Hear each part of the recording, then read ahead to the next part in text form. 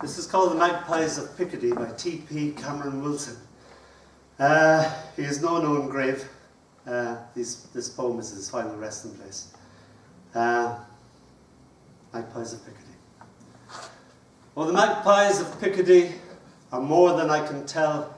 They flicker down the dusty roads and cast the magic spell on the men who march through Picardy to hell. The blackbird flies with panic, the swallows goes with light. The finches move like ladies, the owl swoops by at night. But the great and flashing magpie, he flies as artists might. A magpie in Picardy told me secret things of the music in white feathers and the sunlight that sings and dances in white shadows, deep shadows, he told me with his wings. The hawk is cruel and rigid, he watches from a height. The rook is slow and stubborn, the robin loves to fight, but the great and flashing magpie, he flies as lovers might.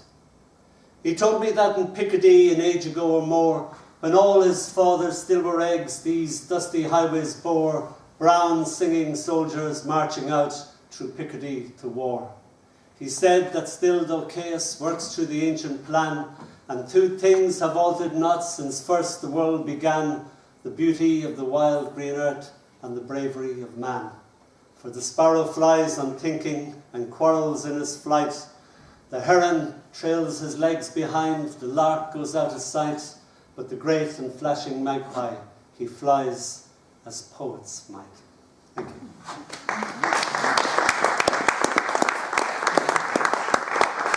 This is called His Wooden Leg Stares at Me. I used to look after a man called Gordon, and he used to tell me about his Second World War experience. And his father was Gordon as well, and he used to tell me about Gordon in the First World War. And Gordon went to the war, and he came back minus a leg and minus a mind.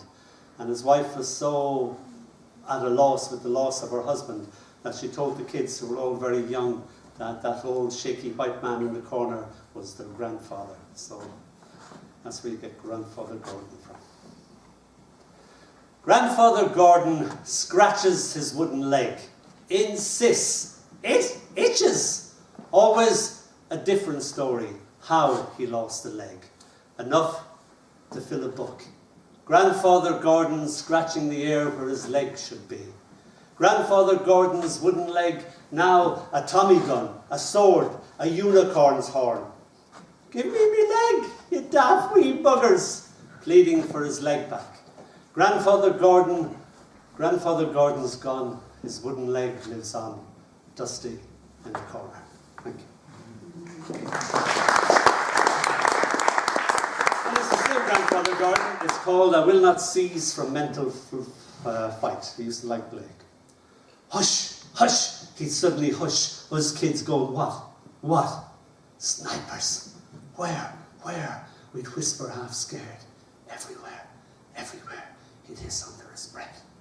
Even in his beloved red and yellow rose bushes, Fred shot in the head, still bleeding in Picardy, or the Hun in the garden shed, which we'd storm with a barrage of conkers. The bloody bleeder got away. They had followed him home from Flanders, or just never went away. Mother said he'd lost his, but he'd play marbles with us kids all day. Rubbed his tully against his bonds. Big Bertha, he'd call her. You're losing them, you're losing them. He'd sing with great gusto. We had to let him win, or he'd swear like anything. Stop that slanguage, Mother would swear at him. He sang saucy French songs, les saucy songs, mes amis, but only when he became squiffy, which was more than often. Mother begging us, don't listen, don't listen.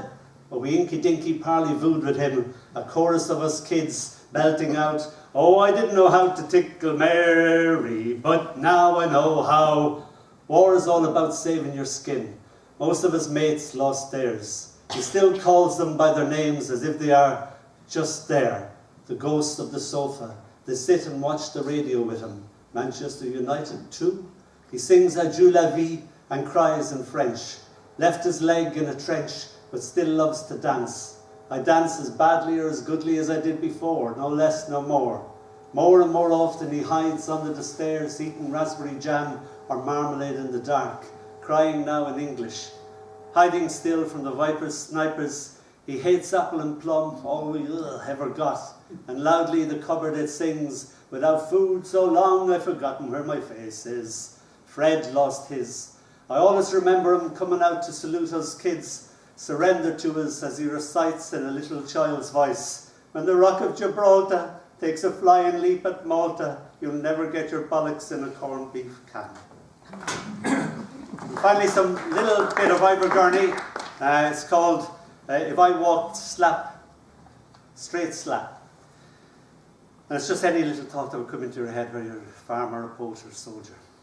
If I walked straight slap, headlong down the road, toward the 2 wood gap, should I hit that cloud? Thank you.